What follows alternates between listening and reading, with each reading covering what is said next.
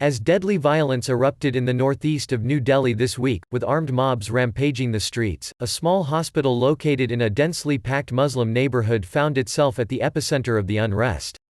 Al Hind Hospital, in the riot-torn Mustafabad neighborhood, was flooded with patients this week, and it has also become a place of refuge for people whose homes were burned or destroyed. At least 38 people were killed and hundreds more injured in the worst sectarian violence in Delhi in decades, as groups of Hindus and Muslims clashed. The violence began after weeks of protests over a citizenship law that Prime Minister Narendra Modi's government introduced in December, which eases the path to Indian citizenship for minority groups from neighboring Muslim-majority countries. Critics say the law is biased against Muslims and undermines India's secular constitution. Modi's Bharatiya Janata Party has denied having any bias against India's 180 million Muslims. On Thursday, people were still trickling in, saying they had suffered acid attacks and beatings with rods. Doctors described being overwhelmed on Monday and Tuesday when dozens of wounded streamed into the 15-bed, two-story building. Some were carried on people's shoulders and others on wooden carts, stretching the hospital's resources to the limit. Many medicines ran out, as did oxygen supplies. But the flow of patients didn't stop, said Dr. Mehraj Ekram. We were all crying as we treated them. For the rest of my life, I will not be able to shake those days from my mind, he said.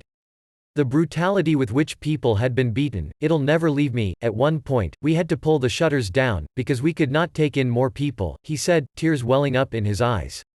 M.A. Anwar, a local doctor who set up the hospital 2 years ago to make up for the lack of good primary care in the area, said the facility was only built to give patients basic initial treatment. But, as thousands gathered around the hospital on Tuesday, ambulances could not enter to take patients to bigger hospitals, said Anwar. Amid the cries of worried families, Anwar contacted lawyers who secured a midnight hearing from a high court bench in Delhi that eventually ordered the police to escort ambulances to the entrance.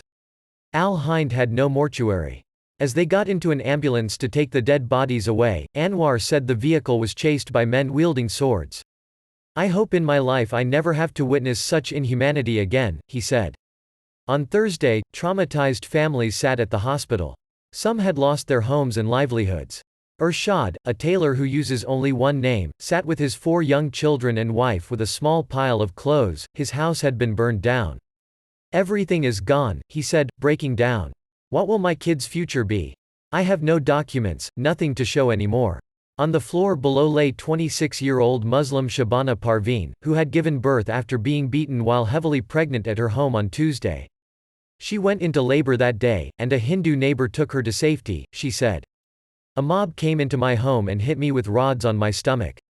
I didn't think my baby would survive, she said, as her rosy-cheeked infant yawned beside her. I don't know where I'll go. We've lost everything.